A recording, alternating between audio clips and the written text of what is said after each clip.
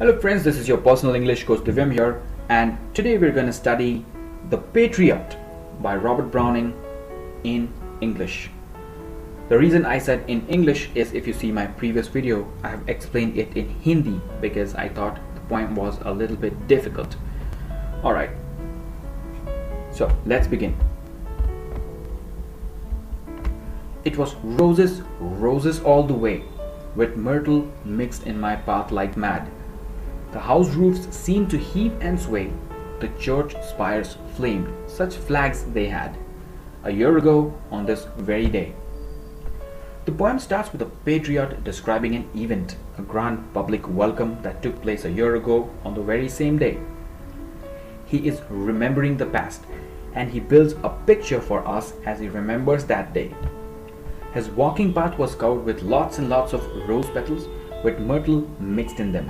The path was festooned with these flowers for him. People standing on the roofs of their houses cheered for him as he passed by. They were overjoyed to see him. The spires of the church, pointed tapering roofs we generally see on old cathedrals and similar buildings, were covered with flaming flags that people had put up for celebration. People were overwhelmingly delighted to greet their hero and were enthusiastic to see him as he passed by. It's only logical to assume that this grand celebration must be as a result of some achievement on the speaker's part.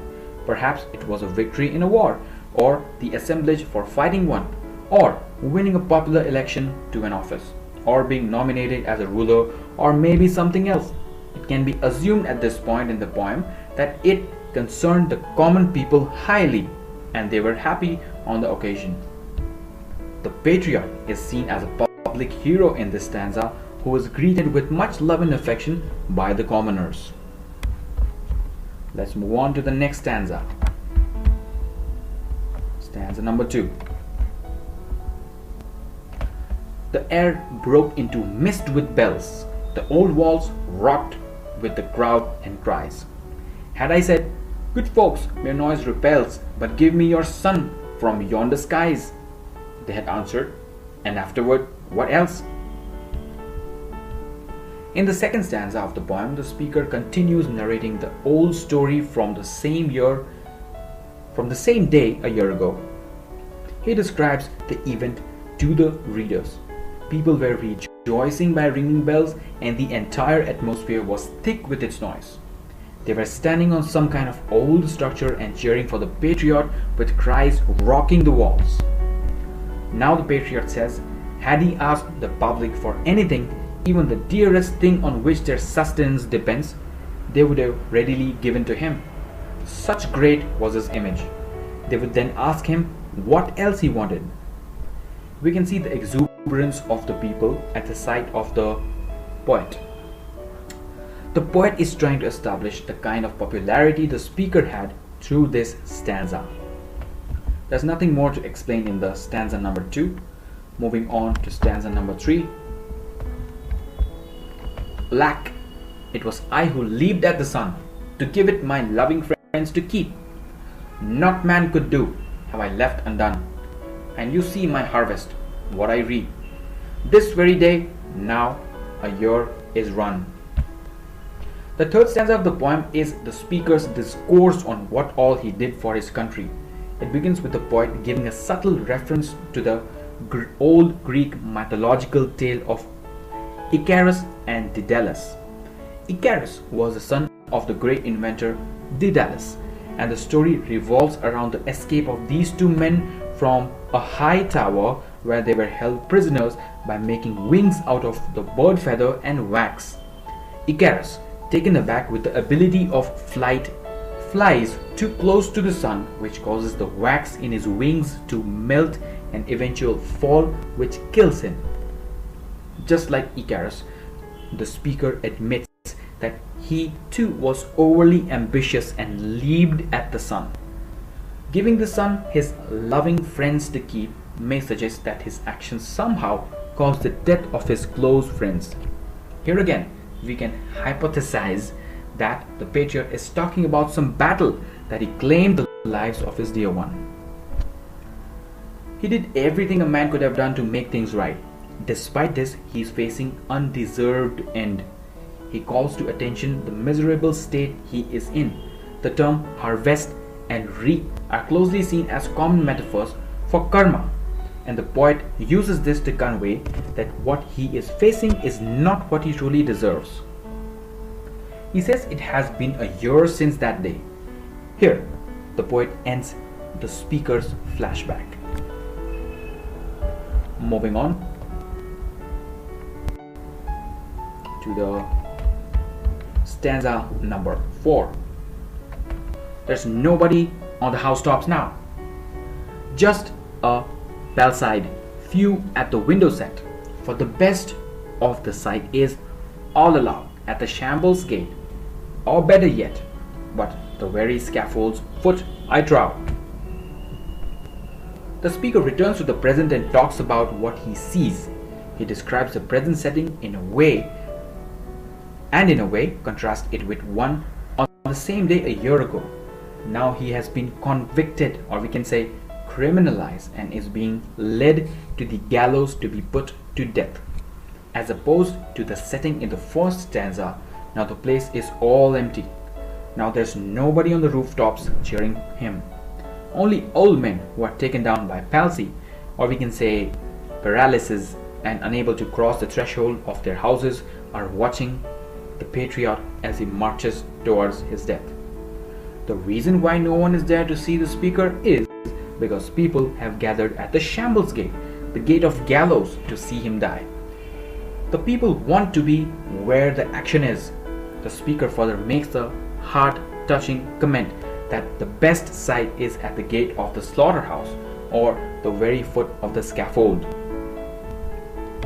Let's check out stanza number 5.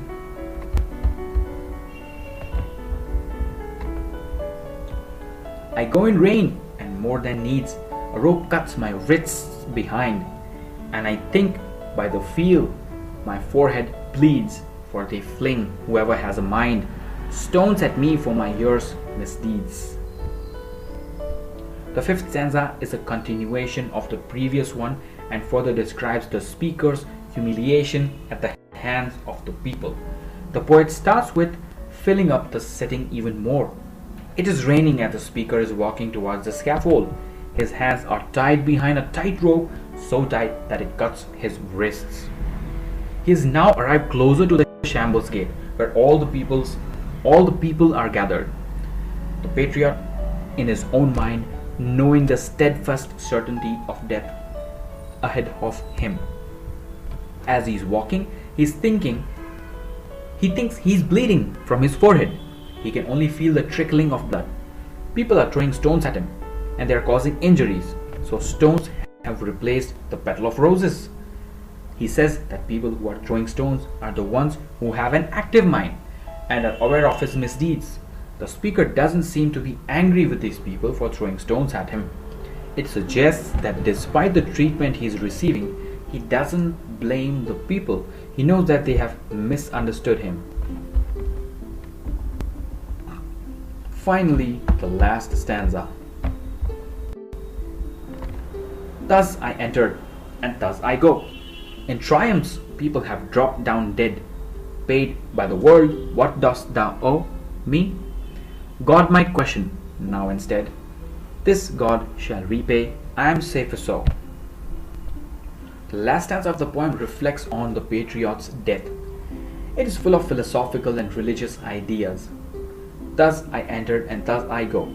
His entry and exit from life, position and people's mind in the presence of so many others sums up the speaker's life well. He says that in his triumphs or victories, people have dropped him dead. This suggests that he looks at his predicament as a triumph. He believes that he stood by the right things and thus considers himself victorious in the defeat. The final 3 lines of the stanza deal with the ideals of the speaker. Yet again we see Browning's stout religious belief. He believes that God might say, your sins were already washed away when you died. The people saw to it. They punished you. What now do you expect from me? You are now free of all corruption. Thus, The patriot thinks that punishment he got in the mortal world has purged him and that he hopes to go to heaven instead of hell. He feels safer knowing that God knows he stood for what he thought was right, and thus he will be safer under him. Now, the poem is over and time for conclusion. You might get several questions depending on several lines, so let's conclude. As a conclusive note, we must remember that it is not possible to establish the gullibility or innocence of the patriot in the poem. On one hand, we see the speaker himself admitting that he did some misdeed, while on the other, we see him as a patriot who is mistaken. At least the title suggests that. It might be so that he is guilty of something he did which he thought were right. It might even be so that he is truly innocent and is simply put to death because people wish so. However, the poem ends on a positive note with Browning's own philosophy. God's in his heaven and all's right with the world. The patriot believes that it's God who will reward him according to his true merit. On the closing note, the poem resembles Browning's another poem, The Last Ride Together, so I would insist you to read the poem The Last Ride Together. Friends, I hope you've understood this poem. If you did, do like the video, do subscribe to my channel so that you get the latest updates. And if you do not understand any of the topic in English in your syllabus, mention it in the comment section and I will make a video for you. I thank you for watching and listening, and I hope you have a wonderful day ahead.